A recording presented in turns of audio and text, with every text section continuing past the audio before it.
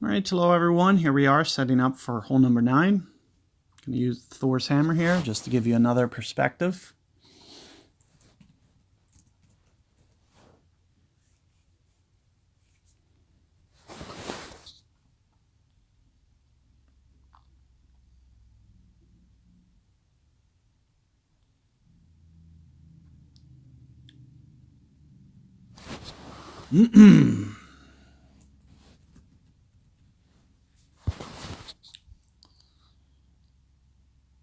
So let's take a look here. I'm going to set up my wind direction ahead of time, very close to east. Just a little bit of tailwind here. Get the correct driver back on. See, I just pretty much use the max-ish rings. The wind effect is going to help me to not really need to curl this. So it's more beneficial to kind of keep it and kind of roll it along these tree line as opposed to kind of getting way up here towards the left. So you'll almost want to just kind of control it and keep it kind of lower on the hill, kind of like down. Yeah, that's a pretty good line right there. So that's more or less what you want to try to do. You really don't have to get it that far. What can end up happening is you can actually get yourself in between clubs and potentially hit it too far.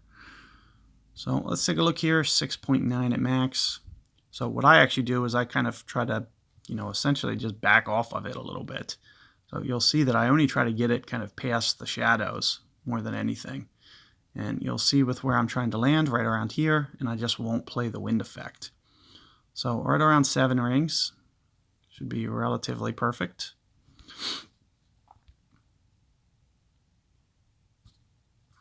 As again, I really don't have to do anything fancy here.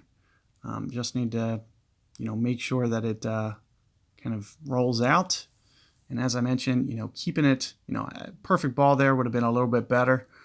I kind of stay out of the tree line. And, also you can see that I'm not trying to get too far on the distance. I don't want to get it to a point where this is down where min line is. You can already see that he's already to the point where it's very, very close to min.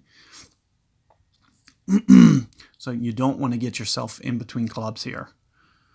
That's kind of, and playing a long iron here really doesn't have its advantage. It's it can be a very, very tough shot with a long iron. The ball gets kind of a little bit higher and gets, you have to play a considerable more amount of wind effect towards max long iron. So it's much better to stay kind of at mid club on a wood, for instance, just for control. What I do believe it'll be maybe just a little bit in the face. You can see I'm using no elevation here for this hole, and you can see, I'm thinking maybe about 40-ish% club, give or take, somewhere down here. So right around 11 rings in this case. Other than that, it's going to be ball guide offset. So I'm going to try to set up maybe about 2 grids here, at least. And then I'm going to go right around 11 rings. You can see where my setup is.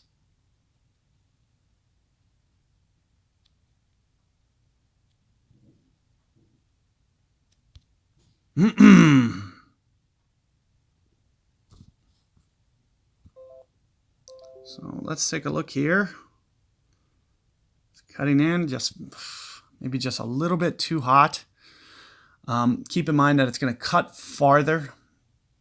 It's going to cut harder. It's going to keep turning if you have the speed right. And you can see that my speed was a little bit long. So, see how it's coming in at an angle? You can see that I kind of got over right behind the hole.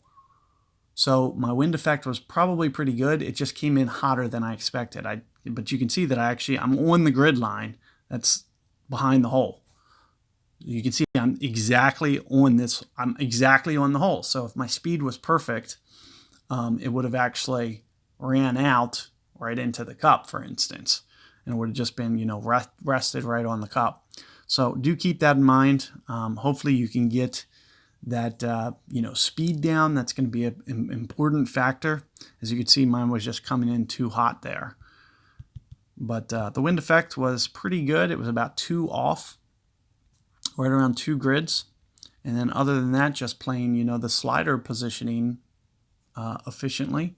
There's a chance that maybe I was like, 0.1 rings off or something, but it was very good if I had the speed coming in the way that I was planning it to be. So good luck with that hole, guys, and I will catch you guys on future guides. If you guys have other guides like expert or pro accounts, I'll be putting those together soon. So be on the lookout for that, and good luck with your tournaments.